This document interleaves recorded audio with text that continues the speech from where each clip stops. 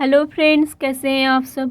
तो मूवी की शुरुआत में हम एक चोर को देखते हैं जो कहीं से घूमते हुए एक गाड़ी के पास आता है। वहाँ आसपास कोई नहीं था, इसलिए वो गाड़ी के अंदर चला जाता है और उसमें की सारी कीमती चीज़ें निकालकर अपने बैग में रखने लगता है। उसका नाम ज़ीरो होता है। जब वो गाड़ी की सारी कीमती चीज़ें लेकर उसे बाहर निकलने के लिए दरवाज़ा खोलता है तो दरवाज़ा नहीं खुलता। वो काफ़ी कोशिश करता है डोर खोलने की, पर उस गाड़ी का डोर खुल ही नहीं रहा था। अब वो एक औजार लेकर ग्लास को तोड़ने का कोशिश करता है, लेकिन कोई फायदा नहीं होता।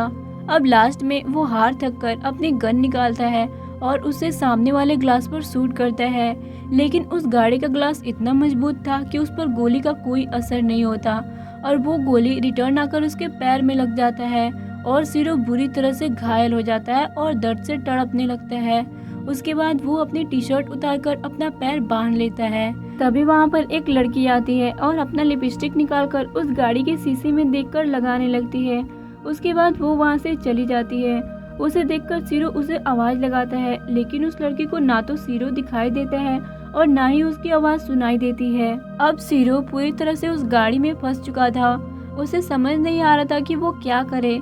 तभी वो अपना फ़ोन निकालकर अपनी वाइफ को कॉल लगाने की कोशिश करता है, लेकिन उसका फ़ोन उसी वक्त बंद हो जाता है क्योंकि उसकी बैटरी डाउन हो गया था। अब उसे प्यास लगती है तो वो अपने बैग से कोक की बोतल निकालकर एक ही बार में सब पी जाता है। अब रात हो जाती है और सीरो को फिर से भूख और प्यास लग जाता है, लेकिन उसके पास खाने पीने को कुछ भी नहीं था। अब किसी तरह रात गुजरती है और सुबह हो जाता है।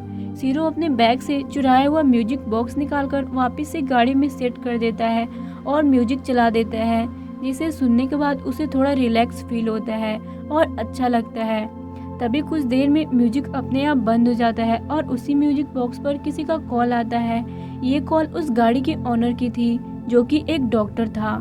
वो सीरो को बताता है कि ये मेरी गाड़ी है और मैंने इसमें बहुत सारे सिक्योरिटी सिस्टम लगा रखा है। यहाँ से निकलने का बस एक ही रास्ता है और वो है नीचे का टैंक। लेकिन अगर तुम वहाँ से निकलने का कोशिश किए तो मैं इस गाड़ी के साथ तुम्हें भी बॉम्ब से उड़ा दूंगा, क्योंकि मैंने इस गाड़ी के नीचे बॉम्ब लगा रखा है। और डॉक्टर सीरो को अपने पर्सनल लाइफ के बारे में बताता है कि मेरी पत्नी की डेथ हो चुकी है और कुछ ही दिन में मैं भी किसी बीमारी के कारण मरने वाला हूँ। लेकिन इस बात से सीरो को कोई फर्क नहीं पड़ता। उसे तो किसी तरह गाड़ी से निकलना था। वो डॉक्टर को धमकी देता है कि अगर तुमने मुझे यहाँ से बाहर नहीं निकाला तो मैं तुम्हारे फैमिली को मार दूंगा, लेकिन डॉक्टर उसके इस बात का कोई जवाब नहीं देता। उसके बाद सीरो उससे कहता है कि देखो, मुझे इस गाड़ी से बाहर निकाल दो प्लीज़, मुझे बहुत गर्मी लग रही है। लेकिन तभी डॉक्टर कॉल काट देता है और साथ ही साथ गाड़ी में एसी ऑन कर देता है। अब कुछ देर तो सीरो को अच्छा फील होता है, लेकिन अब टेम्परेचर डाउन होते जा रहा था। गाड़ी के अंदर ठंड बहुत बढ़ जाता है। सीरो ठंड से कांपने लगता है और अब उसकी हालत इतनी ख़राब हो गई थी कि वो मरने वाला था। लेकिन इससे पहले कि उसकी जान जाती, डॉक्टर एसी को बंद कर देता है। अब सीरो को समझ नहीं आ रहा था कि वो यहाँ से कैसे निकले। तभी वहाँ पर एक पुलिस की गाड़ी आती है, जिसे देखकर सीरो उन्हें आवाज़ लगाता है, खूब चिल्लाता है, लेकिन पुलिस तक उसकी कोई खबर नहीं पहुँचती। वो लोग इस गाड़ी का चालान काटने आए थे क्योंकि उसे गलत जगह पर पार्क किया गया था। अब चालान काटकर वो पुलिस वहाँ से चले जाते हैं और उनके जाने के बाद वहाँ फिर से 2 चोर आते हैं और इस गाड़ी का लॉक खोलने लगते हैं जिसमें सीरो फंसा हुआ था। लेकिन तभी वहाँ पर बहुत सारे लोग इकट्ठा हो जाते हैं और उन चोरों को पकड़ लेते हैं। इसी दौरान वहाँ पुलिस भी आ जाती है। अब वहीं पर बहुत सारे लोग थे, लेकिन किसी को नहीं पता चल पा रहा था कि गाड़ी के अंदर कोई फंसा हुआ है। उसके बाद सभी लोग वहाँ से चले जाते हैं। तभी सीरो के पास फिर से उसी डॉक्टर का कॉल आता है, तो सीरो उससे कहता है कि प्लीज़ मुझे यहाँ से जाने दो। तो डॉक्टर उससे पूछता है कि तुम चोरी क्यों करते हो, जिस पर वो बताता है कि सारे अमीर लोग गरीबों को लूटते हैं, इसलिए मुझे अमीर लोगों को लूटने में मज़ा आता है और इसीलिए मैं चोरी करता हूँ। अब ये बात डॉक्टर को अच्छा लगता है, तो वो उसे कहता है कि गाड़ी में पीछे एक पाइप लगा हुआ है, उसमें से तुम पानी लेकर पी सकते हो। तो सीरो जल्दी से उस पाइप को निकालता है और अपनी बोतल में पानी भरकर पीने लगता है। वो पानी गाड़ी साफ करने के लिए था और उसमें केमिकल भी था, लेकिन सीरो को इतनी प्यास लगी थी कि वो उसी पानी को एक ही बार में पी जाता है।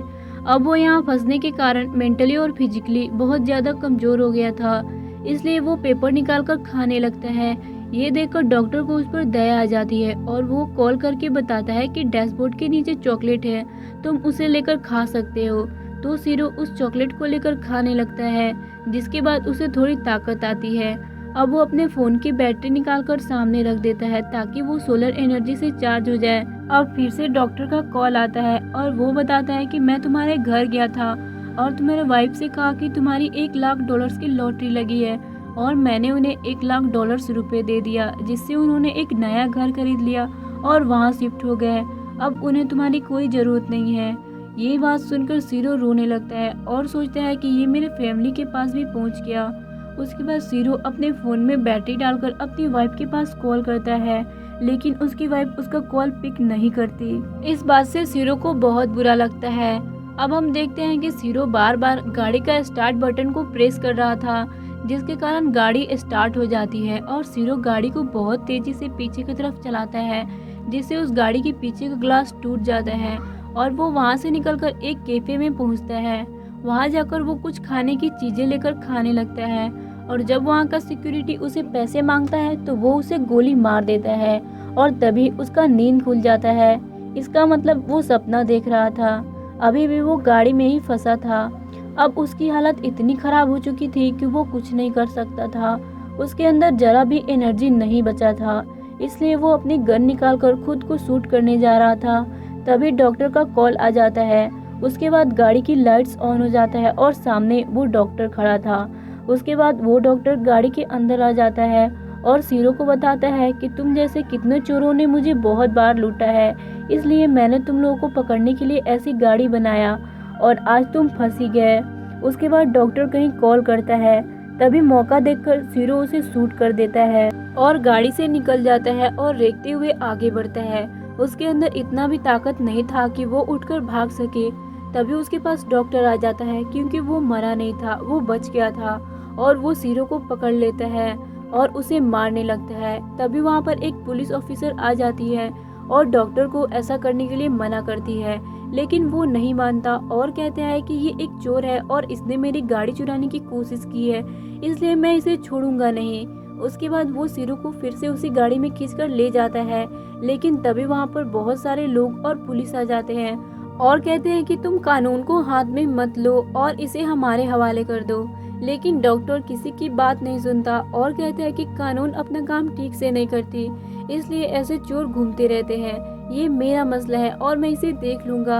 अब आधे लोग तो डॉक्टर के साइड में थे और आधे लोग उस चोर का साइड ले रहे थे कि उसे छोड़ दिया जाए, वो अपना पेट पालने के लिए ही ना चोरी करता है। वहीं पर एक रिटायर्ड पुलिस ऑफिसर था जो डॉक्टर को समझाता है कि देखो, तुम एजुकेटेड आदमी हो, तुम्हें ऐसे कानून को हाथ में नहीं लेना चाहिए, तुम इस चोर को छोड़ दो। इसलिए अब वो डॉक्टर सीरो को छोड़ देता है। अब सीरो धीरे धीरे चलते हुए पुलिस के पास आ जाता है। उसके बाद डॉक्टर अपने गाड़ी के अंदर जाता है और अपने फ़ोन में टाइमर लगा देता है और कुछ ही देर के बाद वहाँ बॉम्ब ब्लास्ट हो जाता है और वो डॉक्टर मर जाता है। इधर सीरो को अपनी गलती की सज़ा मिल जाती है।